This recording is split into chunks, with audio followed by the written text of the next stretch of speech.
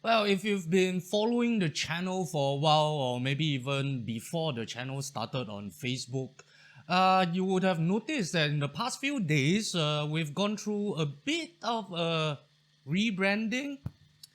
Well, basically, the old channel name and the old brand was actually a holdover from the time when I was planning for a different kind of content for the channel. And because I already registered the domain, built the website, and everything else, I felt it was a bit of a hassle to change the name when I pivoted to doing Chinese history on YouTube. And so I finally decided to bite the bullet and go through the massive rebranding and change all the URLs where they could be changed. And so the links and everything that I post in the description box would reflect that here on out, and the links on the older videos would be slowly updated to reflect this change. And I'm that guy now. Anyways, enough of that small update. In today's story, we're still going to talk about Shang Tang. Specifically now that the Shang Dynasty has been built and he is now officially king of the new kingdom. Why do the Chinese consider him one of the four sage kings? In fact, the only one that's counted among the ranks who's not from the age of myth. So in today's story, we're going to talk about an event that propelled him to that status. So here we go.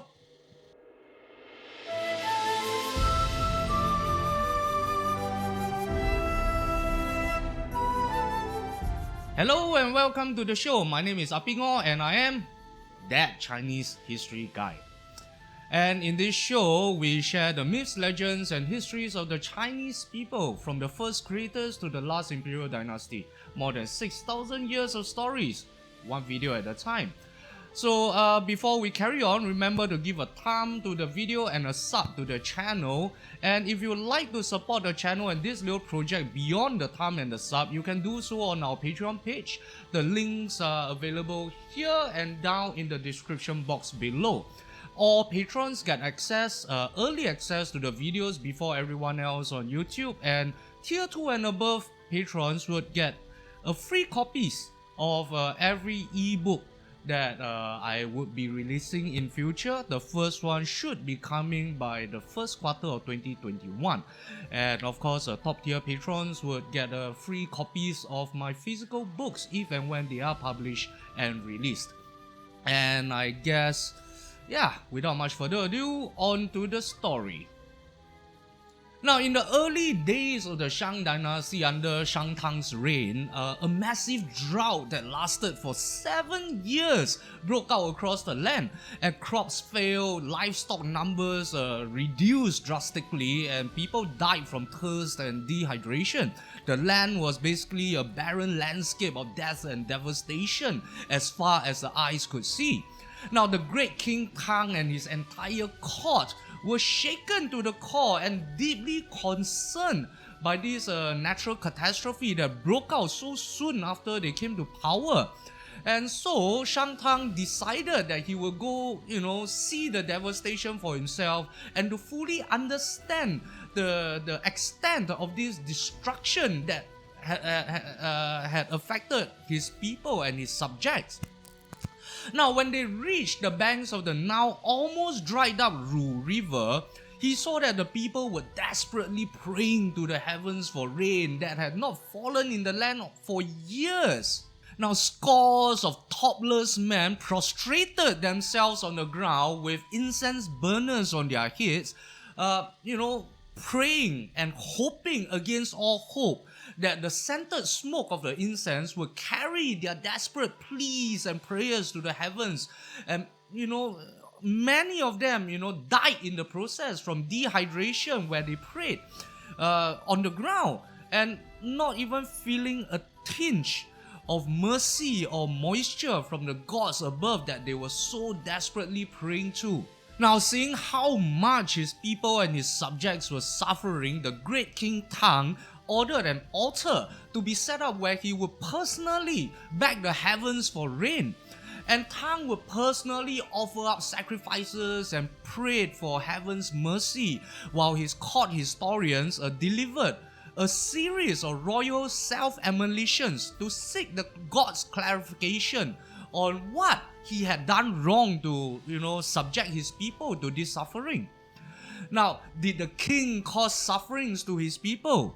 Were there officials of the court that had turned corrupted and were taking bribes? Were there villains spreading malicious rumors and untruths across the land? And, were there women interfering in the rule of the realm?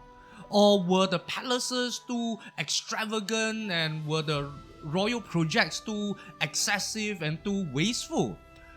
However, after days of prayers and sacrifices, there were no answers or no rain to be had. The heavens were unmoved by the rituals and the worships. Now, to further prove his sincerity to the heavens above, Shang Tang disregarded his courtiers' advice and he disrobed and prostrated himself on the ground just like his subjects were doing at the place. And he prayed sincerely and with all his heart to the heavens. However, even that changed nothing. The sun still beat down viciously on his bare body, ignoring all their pleas for respite from the endless drought. Now, by this time, the great King Tang came to the conclusion that the heavens still felt that he was not sincere enough in his prayers and worship, and thus he ordered a new altar to be built in a different location to organize a more formal worship ritual ceremony. Now, the new location chosen for this ceremony was on a hilltop covered with a thick mulberry forest, and the court shamans divined that livestock sacrifices would, not be enough to appease the heavens this time. Human sacrifices would be needed for it to really work. Now, when the great King Tang heard what the shamans had said, he told them, the whole intention of this ceremony, of this worship ritual, is to beg the heavens' mercy for my people, for my subject. So how can I in good conscience use them as sacrifices to be offered up? Now, if a human sacrifice is really needed, then offer me up as the sacrifice that the gods need. Sacrifice me to the heavens to appease their wrath. Having said that, he shaved off his hair, trimmed his nails, cleansed his body, and then ordered his followers to build a big pile out of firewood before handing a torch to one of them with the following strict order.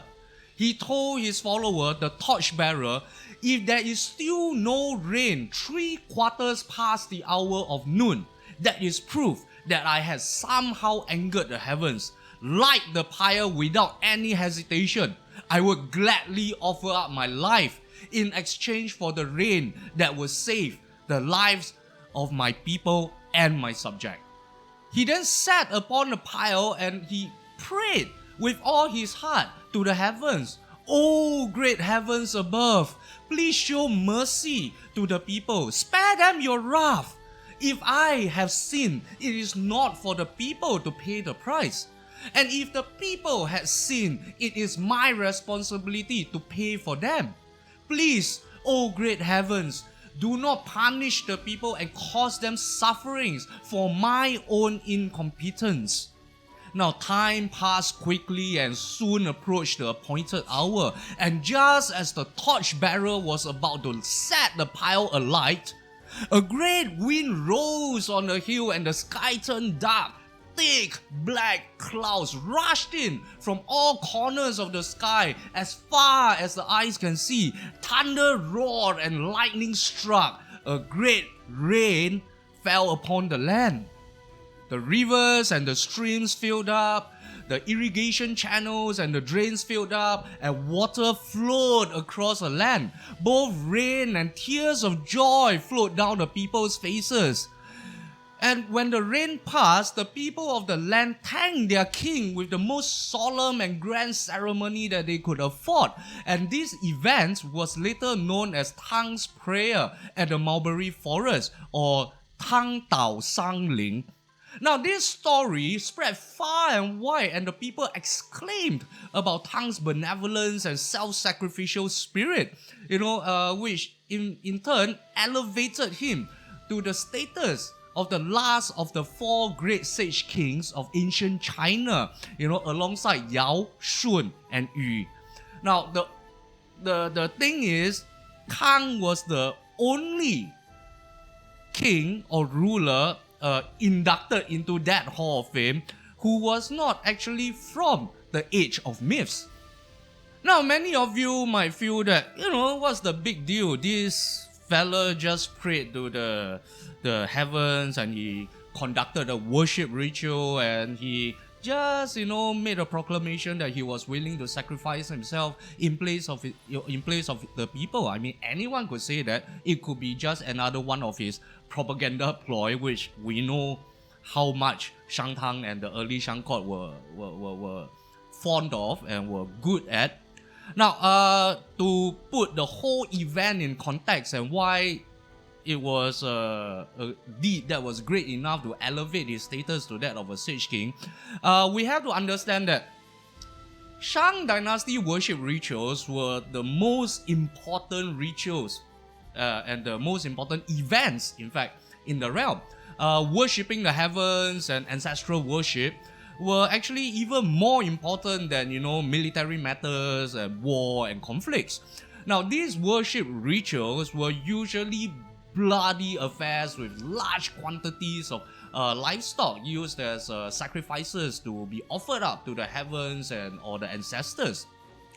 And I think we have mentioned this in a previous episode that human sacrifices and ritual barriers were also very, very common during the Shang Dynasty.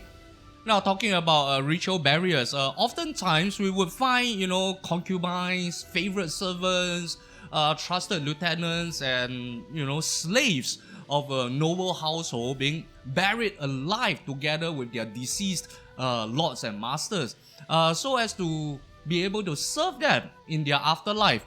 And it's not uncommon for archaeologists to find these ritually buried servants and right-hand men or advisors in the mausoleums or the tombs of Shang Dynasty royalty, nobles, and even just wealthier common slave owners or landowners. Now, the tradition of humans being used as ritual sacrifices in worships and other ceremonies started way before even the foundation or even the Xia Dynasty. It was a tribal practice from way back then. And it was, already a well-established, I think you could call it a cultural tradition by the time of the Shang. And the people that were used in these sacrifices were commonly known as human livestock. Yeah, not very nice. And they were used in all kinds of rituals, prayer ceremonies, ancestral worships, foundation laying ceremony and rituals for large-scale palace constructions, or, when you're praying for rain, when they needed to appease the mountain spirits or the river deities, etc., etc., etc. Human sacrifices would be used, and these human livestock would be killed and offered up to the gods and the heavens or whatever spirits and deities they were praying to. And many of the early bone scripts that were unearthed were actually accounts of these rituals and the detailed accounting of the sacrifices offered in them. And on record, based on what archaeologists have found from these bone scripts and the oracle bones, the biggest human sacrifice recorded in these oracle bones told of a single ceremony that used more than 300 people. 300 people as human sacrifices to be offered up. And based on the accounts in these oracle bones, it's estimated that at least 14,000 human sacrifices were made during the Shang Dynasty, and with the reign of Wu Ding alone accounting for more than 9,000 of them. Now, with that in mind, and with this background information and context in mind, now we can look at Shang Tang's declaration that he will offer himself up as a sacrifice in place of his subjects. We can look at it through this lens and just think of how big of a deal that was, and how important that would sound, and how self-sacrificial it would sound to the people of that time. And it definitely took on a deeper significance in the context, and that's why, in a way, we can say that this was an event that finally elevated him and cemented his position as one of the 4 sage kings of ancient China. Well, I hope you enjoyed this little story and that bit of trivia as much as I enjoyed telling it. And if you did, don't forget a thumb for the video and a sub for the channel. And as usual, I do look forward to your comments and the banter that we have down in the comment section below. Let me know which part of Chinese history are you most looking forward to hearing, and if you have some knowledge from games or whatever, which part of Chinese history are you most familiar and interested in? Yeah, tell me in the comment section below. I'll love to hear from you. And yeah, I do personally go through all of them. I do personally reply to all of them whenever possible. And so, leave all your feedbacks, comments, thoughts, anything. Yeah? And that's it for today. And I will see you in the next episode.